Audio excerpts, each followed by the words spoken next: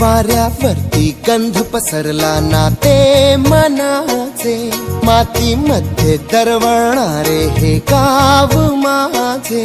वाऱ्यावरती गंध पसरला ना ते मनाचे, मातीमध्ये दरवळणारे हे गाव माझे. रिठरे धरण गावचे उद्योगपती श्री दादासाहेब पाटील यांच्याकडून विद्यार्थ्यांना ने आण करण्यासाठी ट्रॅक्टरची